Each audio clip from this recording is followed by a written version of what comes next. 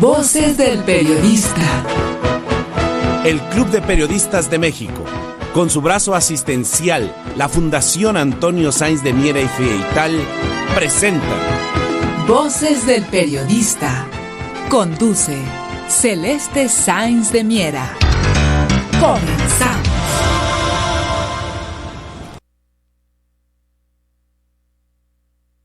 ¿Qué tal, amigos? ¿Qué tal? Muy buenas tardes. Bienvenidos a su programa Voces del Periodista.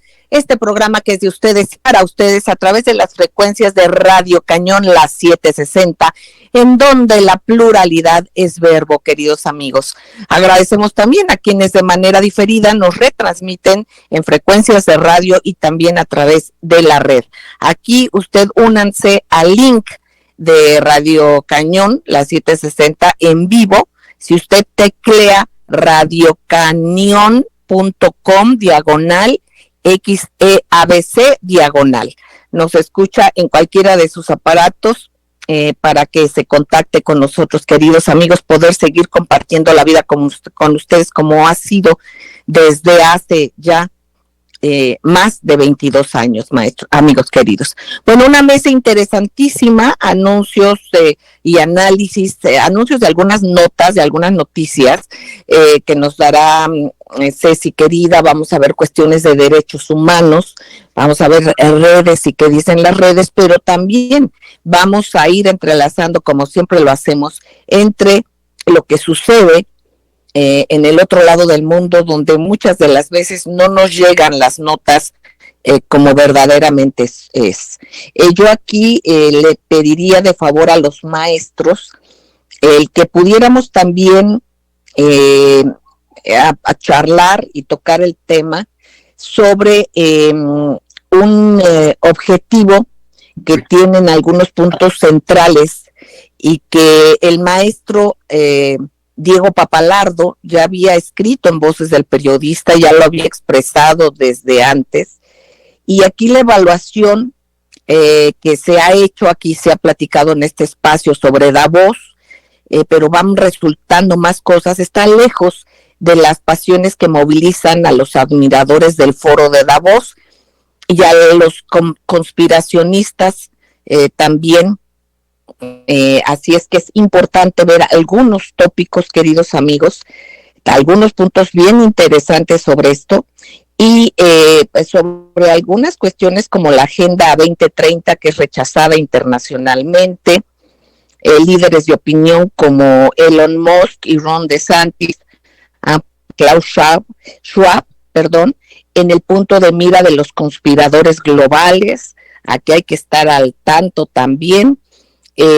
Según Cliff High, la mitad de los participantes del foro de Davos registrados no se presentaron, a pesar de haber pagado sus cuotas, y esto por temor a pertenecer a un grupo conspirador. O sea, ya nos vamos dando cuenta que todo esto se va posicionando de una manera más franca, porque ya lo era y muchos países se han dado cuenta. Pero aquí hay temores y precisamente amenazas de ataques, como ha sido manejada la parte y la etapa neoliberal. Bueno, aquí se ha comenzado la exposición pública de la élite que conspira contra la humanidad, ni más ni menos. Por eso algunos de los principales ejecutivos corporativos ya han comenzado a darle espalda a este foro de Davos, porque huelen que su agenda puede no ser la que finalmente va a prevalecer. Esto lo sabemos aquí con el colapso del mundo global. La era estelar del Foro Económico Mundial pues se está convirtiendo en una cosa ya prácticamente del pasado. Aquí estas ideas que se expresaron en este foro de Davos ya no se sienten como un futuro inevitable. Aquí ya esa magia de la élite de Davos ya no está afectando como antes, así es que es importante dar seguimiento a todo esto.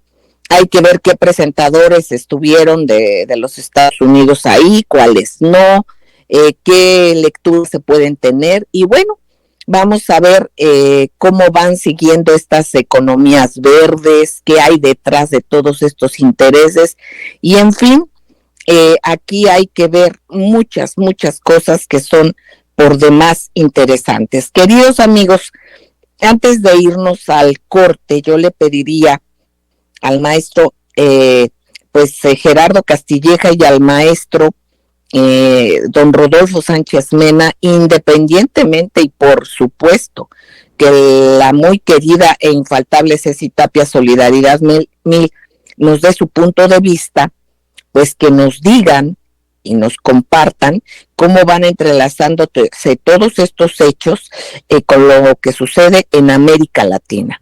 Vamos a ir un corte, queridos amigos. Antes de irnos, yo le pediría a Ceci Tapia qué dicen las redes, cualquier cosa que nos quieras comentar, Ceci querida, como el hecho de dejar en libertad con un brazalete electrónico a esta persona,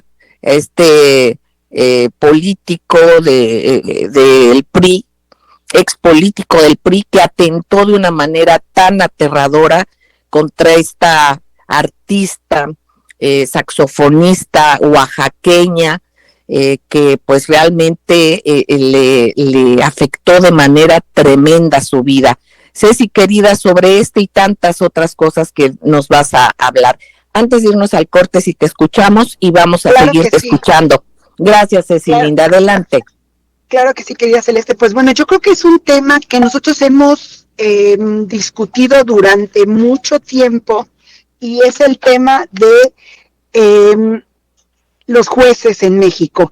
Resulta, y eso que es vergonzoso, perdón, buenas tardes maestro, porque no saludé a nadie y es porque de repente sí nos llena de indignación un tema como el que el día sábado 21 de enero se dicta esta prisión domiciliaria para el exdiputado Juan Antonio Vera Carrizal, quien ordenó un ataque de ácido sulfúrico a la saxofonista María Elena Ríos Ortiz, cuando ella ya quedó dañada toda la vida, absolutamente. Le quitaron igual el mecanismo de protección para periodistas y defensores de derechos humanos, le quitan los apoyos para que estén cuidados, entonces sueltan a este señor que es el autor intelectual, que como si no tuviera los recursos económicos para volver a mandar otro ataque. Y en este tema yo creo que es muy importante, en esta sección que luego abusamos de quienes quieren el servicio público, preguntarle al juez Teodulo Pacheco con qué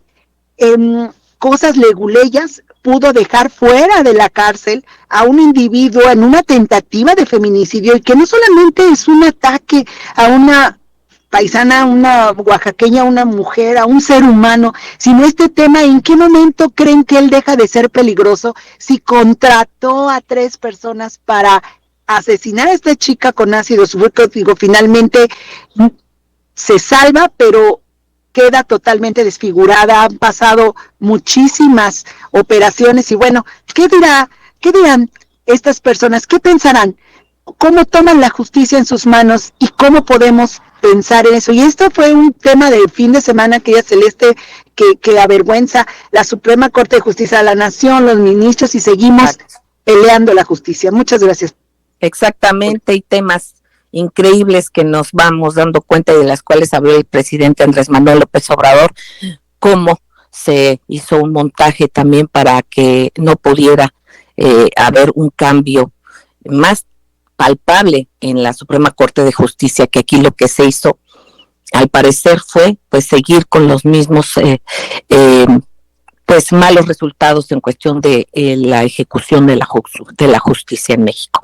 Vamos a un corte y regresamos, gracias.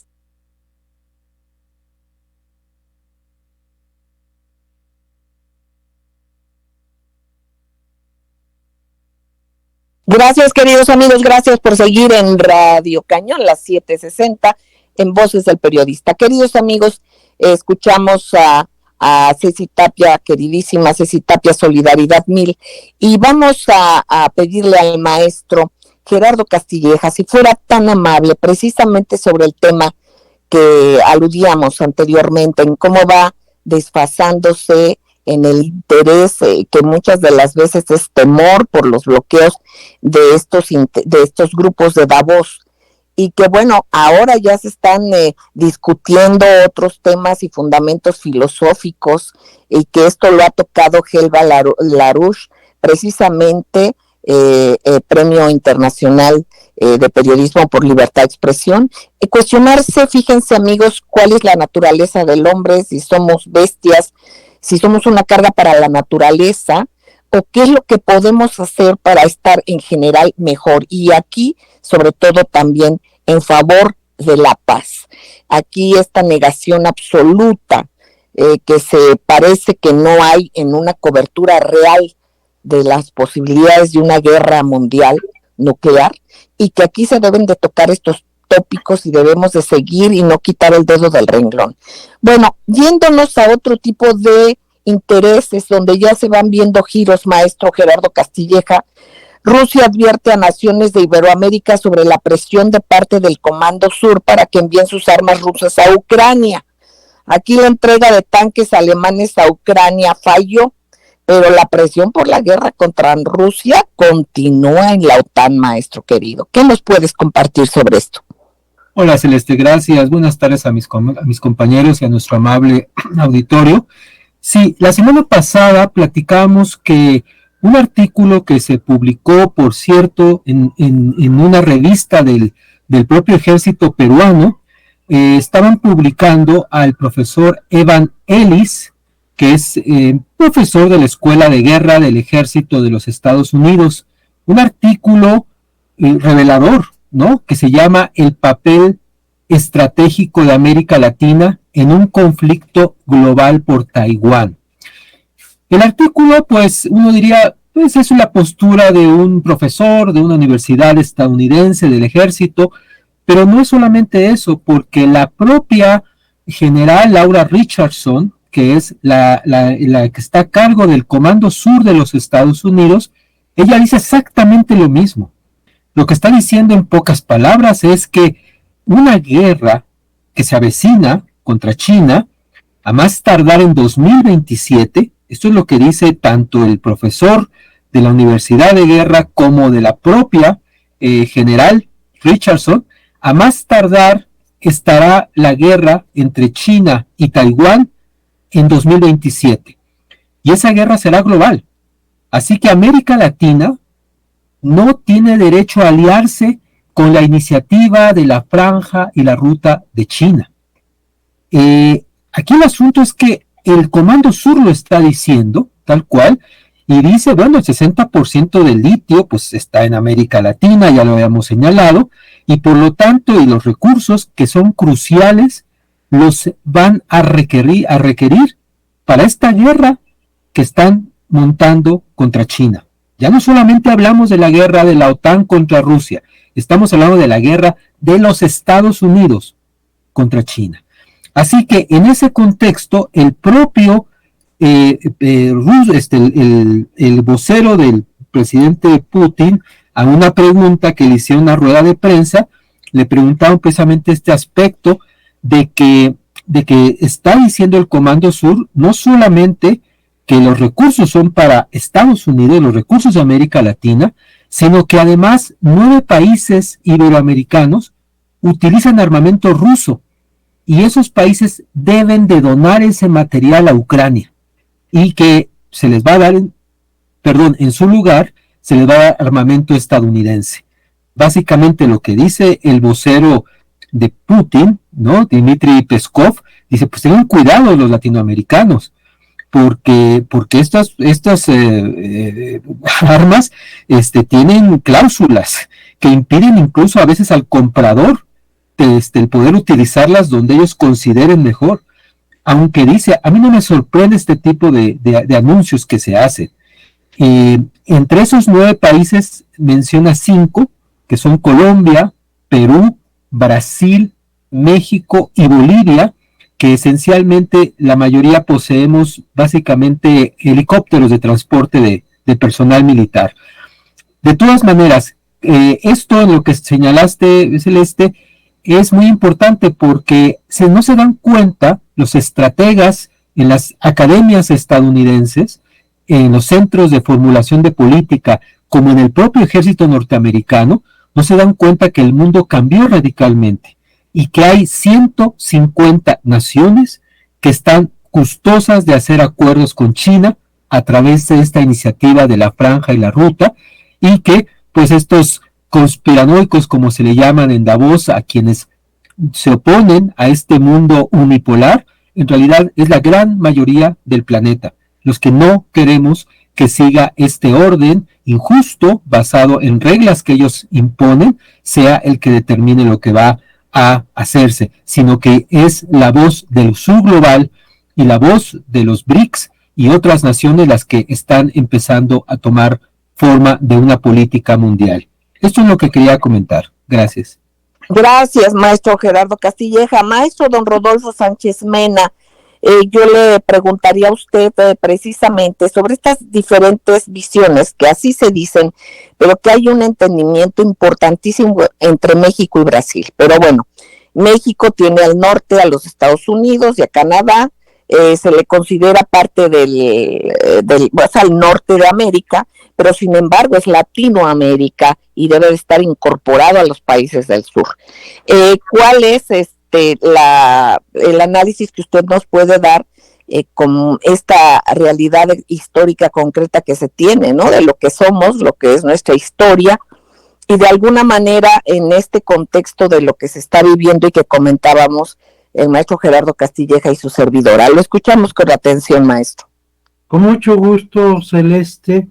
Bueno, pues el planteamiento de unir nuestros recursos a combatir a China con un posible escenario en Taiwán, pues es una narrativa que ya está superada prácticamente en América Latina, porque esto se llevó a cabo en la Segunda Guerra Mundial, la alianza de México con los Estados Unidos, que indudablemente era un mundo completamente diferente al que hoy se vive, pero que esta llamada posverdad nos quiere mostrar a Ucrania, a su líder, como un demócrata, como Churchill, visitando a los Estados Unidos para combatir a las tiranías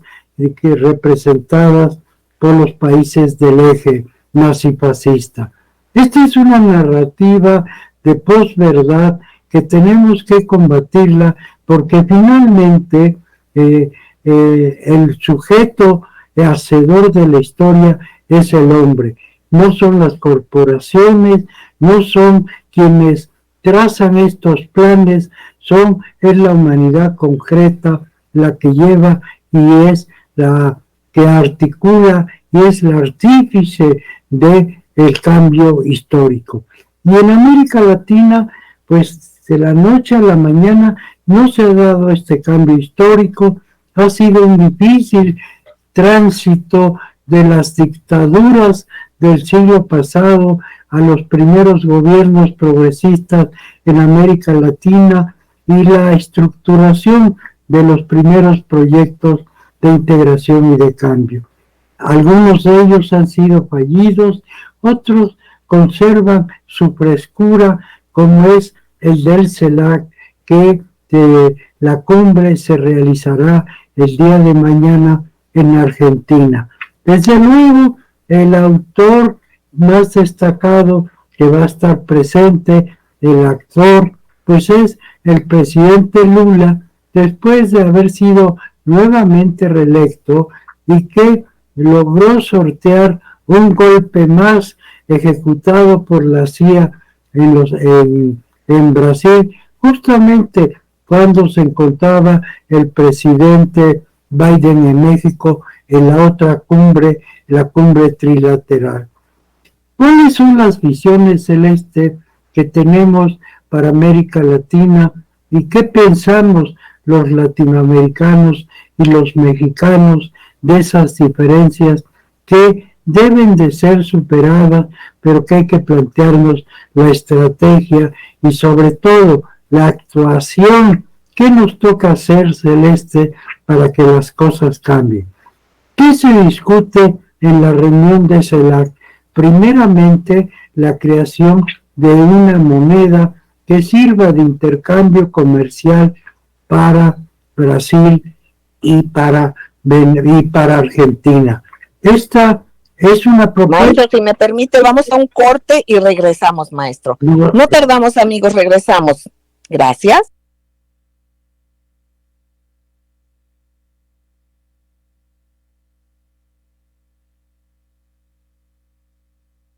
Gracias, queridos amigos, gracias por seguir con nosotros en la frecuencia de Radio Cañón, la 760, en donde la pluralidad es verbo y la opinión es noticia en Voces del Periodista, queridos amigos. Bueno, vamos a seguir escuchando al maestro Rodolfo Sánchez Mena, precisamente en este papel complicado geopolíticamente que tiene México. ¿A qué me refiero? Pues estamos con vecinos de los cuales no nos podemos cambiar de dirección, ni ellos tampoco, ¿verdad? Entonces es una convivencia que se tiene que dar de una manera natural, pero con respeto. Por otra parte, está una visión del mundo que cambia ya, no hay vuelta atrás. Precisamente el maestro Gerardo Castilleja con anterioridad compartía y comentaba parte de lo que también se había analizado en Voces del Periodista por el maestro Diego Papalardo, cómo fueron girando las cosas, y ahora incluso este foro de Davos, hay quien ya no quiso asistir ahí, ya vas viendo un giro en la parte ya hacia un multipolarismo, y por otra parte estamos en estos momentos complicados de cambio. Por otra parte también el maestro don Rodolfo Sánchez Mena nos habla de esta coyuntura que también no podemos dejar. Somos Latinoamérica con el cono sur, o sea, nosotros somos latinoamericanos, más allá del norte y del sur, somos latinoamericanos, somos hermanos, nos unen muchas cosas en común. Entonces, lo seguimos escuchando, maestro. Nos hablaba usted sobre este encuentro de la CELAC. Lo escuchamos. Con mucho gusto, Celeste. Bueno, al respecto de América Latina, desde luego, México forma parte, tiene su lecho histórico en América Latina, pero no hay que olvidar este cambio paradigmático que vivimos, Celeste, en donde la mayoría de una tercera parte de lo que es México, la población, vive en los Estados Unidos, y ellos juegan un papel muy importante en el cambio de perspectiva de lo que es América Latina y todo el continente, una visión hemisférica. Lo comento brevemente. En América Latina, en todo el continente, la mayoría afroamericana vive del norte, del sur de los Estados Unidos hasta la Patagonia. ¿Sí? No viven solo en los Estados Unidos lo que llaman afroamericanos. Los afroamericanos recorren todo el continente y constituyen, estamos hablando de mayorías, y las mayorías están muy por encima de la minoría anglosajona que pretende seguir manipulando a todo el hemisferio. Ya a partir de nuestra nueva perspectiva, analizar las diferencias históricas concretas de esta relación, en donde México con los Estados Unidos somos siameses, no nos podemos separar, no, Estados Unidos no se puede ir a vivir a Europa, ni nosotros nos podemos cambiar de sitio. Lo que podemos hacer es cambiar nuestras propuestas y nuestra visión. ¿Y de qué estoy hablando en el caso de la CELAC? Donde el tema que están discutiendo allá es un tema que nos toca a nosotros, que es la minería, que es la energía, que es la cooperación. Y bueno, pues nosotros escuchamos y vemos hacia el norte la propuesta de Canadá de invertir en el litio mexicano, cuando México tiene toda la posibilidad de crear un consorcio, un gran consorcio latinoamericano de litio. Sí, aquí están las cuestiones y las realidades de las relaciones de poder y las asimetrías que se expresan, pero nada nos quita plantearnos un cambio, una propuesta geopolítica de integración hemisférica, no supeditados a los Estados Unidos, no supeditado a un viejo proyecto de comercio, cuando ya los lenguajes son otros y donde definitivamente Davos, como fue en la cumbre de los globalistas, de los neoliberales, está igual que esta estrategia de derrotada, pero además muerta en este mundo cambiante. En América Latina tenemos que dialogar, Celeste. El presidente López Obrador va a ir de gira allá por el mes de septiembre a América Latina, va a ir a Chile, va precisamente a celebrar, no a celebrar, el asesinato. A conmemorar, maestro, a conmemorar. A recordar, a traer a la memoria histórica, ¿sí?, cómo se dio un golpe de Estado contra el presidente Salvador Allende, cómo recientemente se dio y fracasó en Brasil. ¿Por qué el presidente Lula no puede hablar y meterse en el tema de Perú como lo hace México y Argentina y Colombia? Pero sí puede presentar nuevos proyectos y lo entendemos, qué cosas se pueden hacer y qué es mejor proponer y qué dejar de hablar para que logremos unir hemisféricamente a todo Norteamérica, pero con un proyecto en donde la mayoría latinoamericana, la mayoría afroamericana sean los que decidan el futuro de nuestro continente y hemisferio, Celeste. Gracias, maestro don Rodolfo Sánchez Mena. Estamos procurando el enlace con el maestro Rafael Barajas. Ya recibí una llamada, pero estamos procurando hacerlo por la misma vía.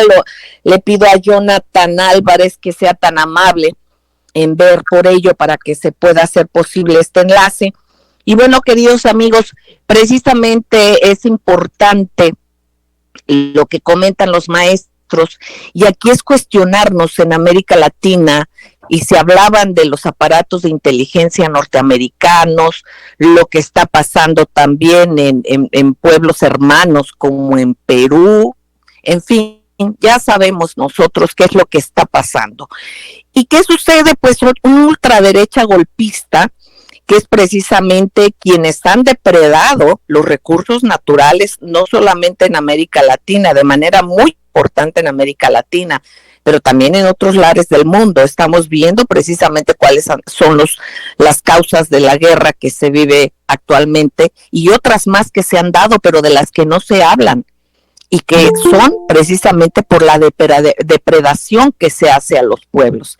En este tenor, es muy importante preguntarle y agradecer la presencia del maestro Rafael Barajas Durán, @Fisgón Monero, maestro tan querido y admirado, precisamente en este momento en que México, como país vecino y estar en la parte norte del continente, es importante, y también cómo no desvincularnos de esta parte cultural, de raíces latinoamericanas con el sur y con esta visión ya totalmente diferente en la economía. Maestro Rafael Barajas Durán, independientemente de algún otro tema que usted considere importante compartir con nuestros amigos, ojalá nos pueda hacer algún comentario sobre el tema. Gracias, maestro. Bienvenido. Muy buenas tardes.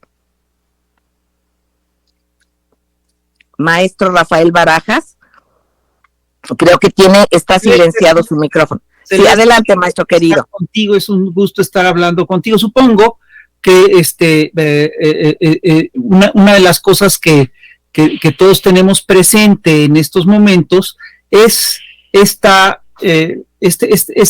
audio, este video que salió de la jefa del Comando Sur de los Estados Unidos, en el que esta mujer básicamente nos habla de que efectivamente para Estados Unidos, América Latina es un lugar absolutamente estratégico, y básicamente lo que dice es que es porque tenemos las reservas de petróleo más grandes, porque tenemos todo el litio en el Triángulo, tenemos crudo ligero en Guyana, están los recursos petroleros de Venezuela, está el cobre, el oro. Es una cosa increíble porque una vez más es Estados Unidos comportándose como Estados Unidos. Es decir, habla también de que aquí en América Latina está el 31% del agua dulce del mundo. En fin, entonces es increíble porque claramente es un comportamiento imperial. Y yo estoy convencido de que ya no estamos para quedarnos en esas lógicas. Es decir, López Obrador está planteando una nueva alianza de todos los países del continente americano ante el crecimiento de China, ante el crecimiento de Rusia, etcétera.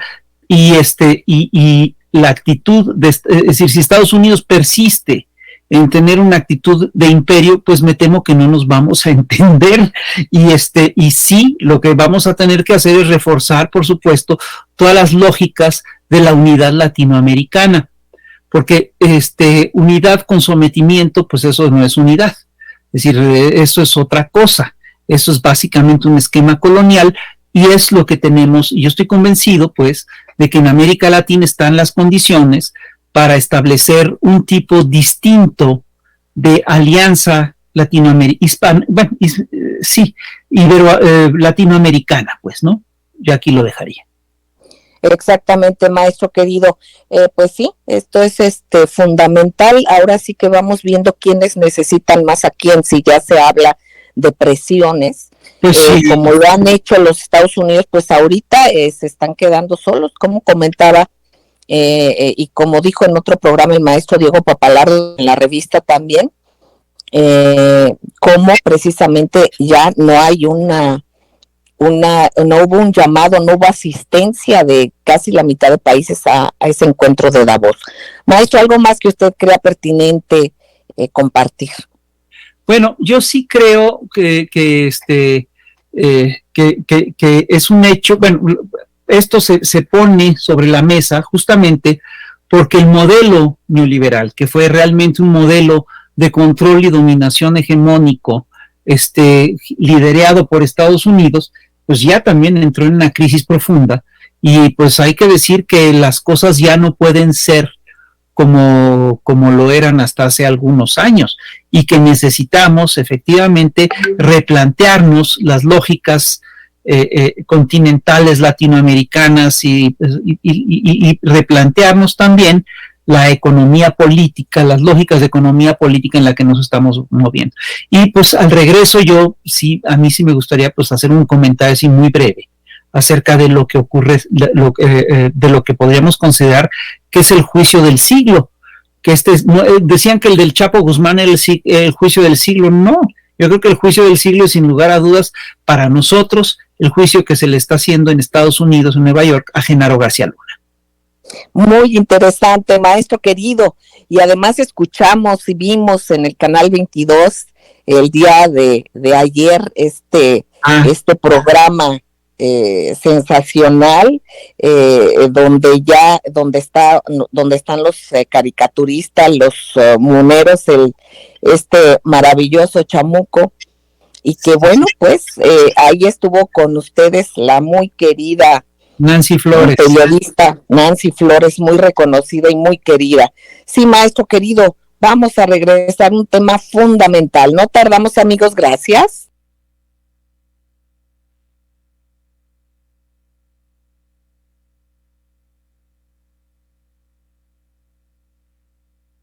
Gracias, queridos amigos, gracias por seguir en Voces del Periodista, en la frecuencia de la pluralidad, que es Radio Cañón, la 760, queridos amigos.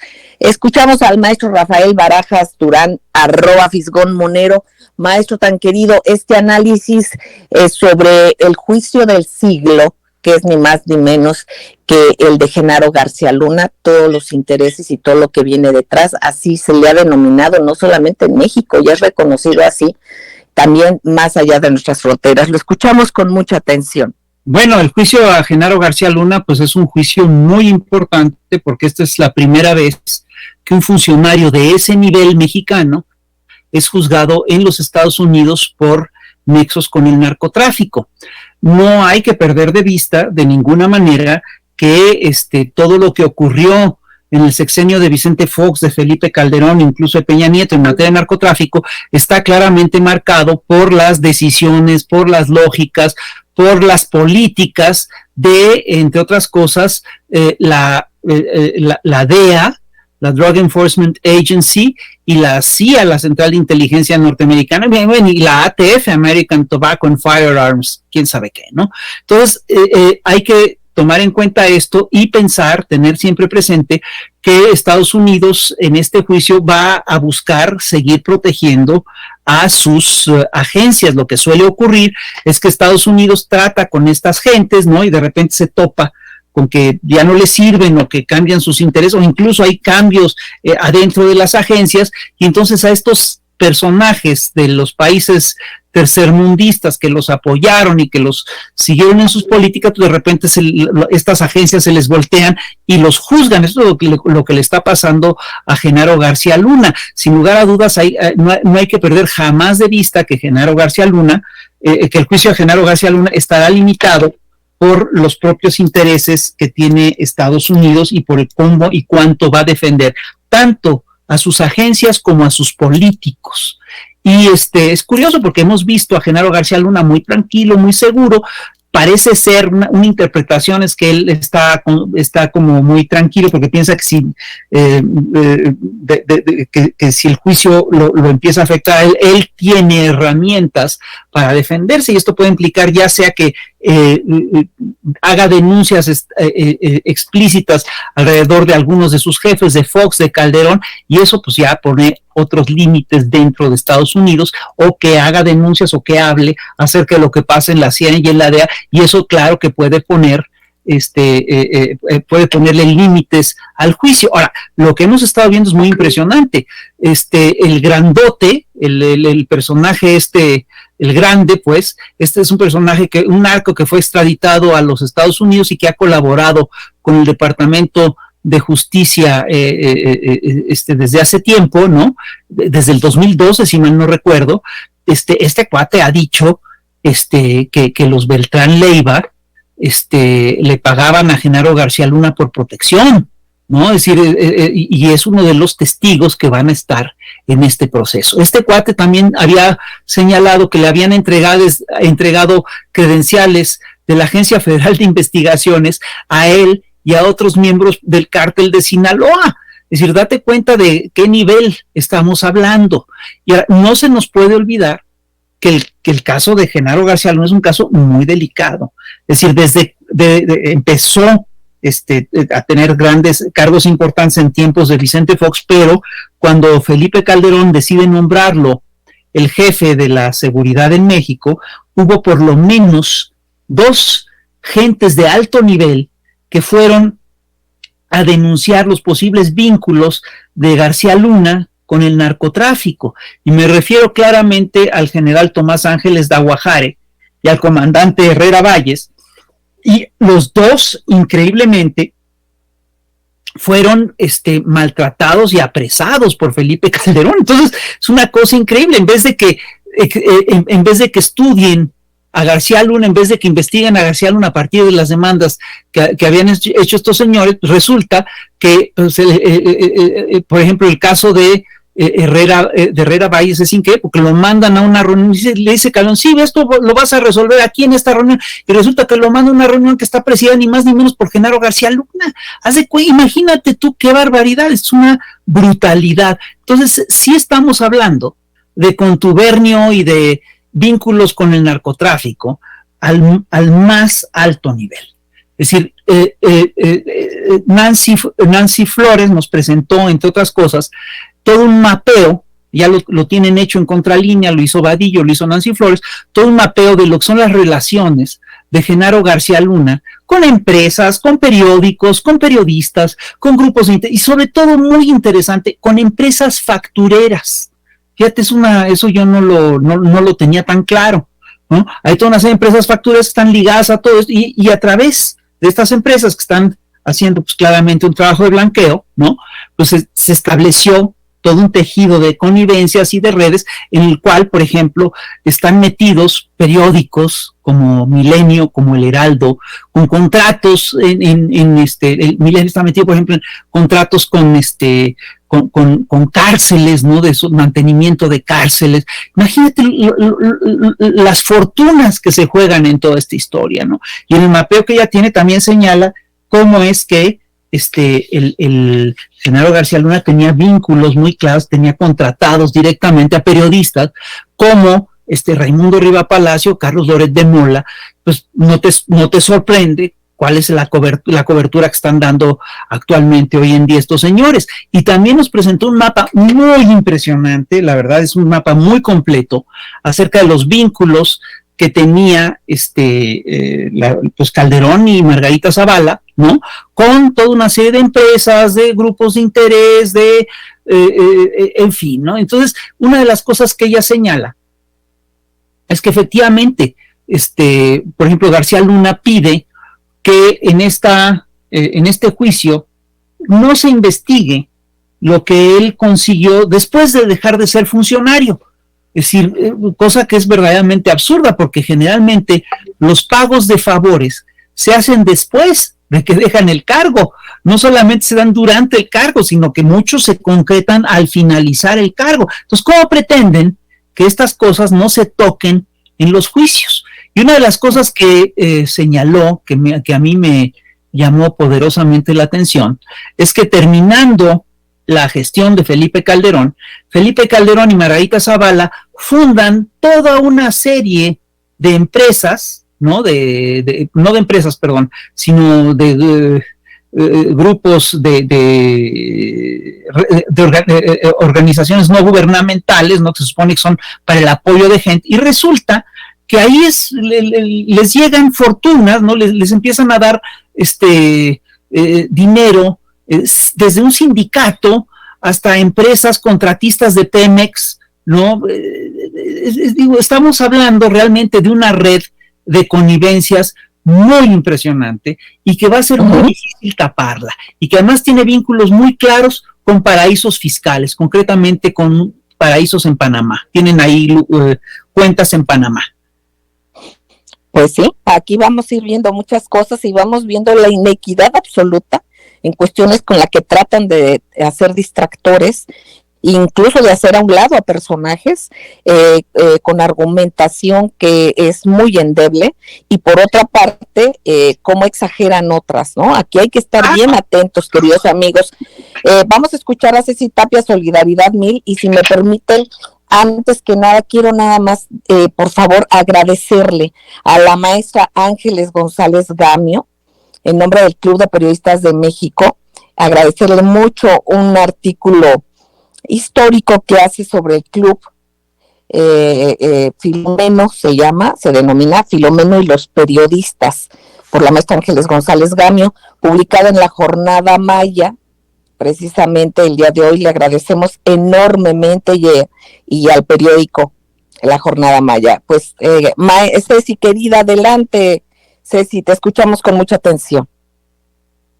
Muchísimas gracias, querida Celeste. Nuevamente, buenas tardes, maestros, qué gusto de saludarles. Pues bueno, al principio del programa hablábamos de los derechos humanos y hablábamos también del tema de un juez que se le ocurre que lo mejor para una víctima es que suelten a su agresor y que esté en su casa disfrutando. Mencionamos también que el mecanismo para protección de periodistas y defensores de derechos humanos pues le quita cualquier apoyo, porque ella solo recibía apoyo entrando a Oaxaca, que es el lugar donde fue agredida, y bueno, pues está desplazada y está en la Ciudad de México. Hablamos de la saxofonista María Elena. Entonces, yo creo que este tema, pues sí es muy vergonzoso. Como lo mismo estamos hablando que las redes sociales en estos días no han hablado del tema como de una manera viral, de la importancia de lo que acaba de mencionar el maestro Fisgón, don Rafael Barajas, del tema de García Luna. No lo menciona, no importa, no aparece, más 2 que 3. Y nos damos cuenta entonces cuánto dinero le están metiendo a los temas más ridículos, mentirosos, fake news, para que las redes sociales así lo vean. De la misma manera porque no todo es malo. Estuvo este fin de semana unos temas que particularmente me llamaron la atención y ojalá lo puedan ver en las redes sociales como TikTok, Twitter, algunos reels de YouTube, etcétera, etcétera. Parecían agradecimiento de los jóvenes universitarios que están terminando las escuelas y que son las generaciones que han pasado 4 años becados y que están terminando las carreras en muchas partes del país y está muy emotivo el tema. Inclusive ponían algunos mensajes con canciones de agradecimiento, etcétera, etcétera, de donde él ha pasado, donde les piden para un lápiz, donde ellos ya se están titulando. Entonces yo creo que también, digo, no todo es malo en las redes sociales, pero sí es muy importante que nosotros podamos checar. Ahora bien, de García Luna solo quiero decir algo. Qué bueno que negocie y qué bueno que entregue a sus jefes si es que así lo va a hacer, porque ellos finalmente tienen que responder ante el mundo, ante México y ante sus víctimas por tortura, porque ellos como gobierno fueron unos torturadores y al día de hoy hay gente inocente en la cárcel por ellos. Y bueno, ese será tema de otro momento. Muchas gracias, querida Celeste. Gracias, Ceci, querida. Hechos, no palabras, queridos amigos. Eso vemos, por ejemplo, con el Tren Maya y con la infraestructura y lo que se está dando, así como la vida de estos jóvenes, cómo cambia en positivo. Les queremos entrañablemente. Gracias, maestros queridos. Amigos, sigan en esta frecuencia porque aquí se escucha con pluralidad y de eso se trata. Gracias. Cuídense mucho, por favor.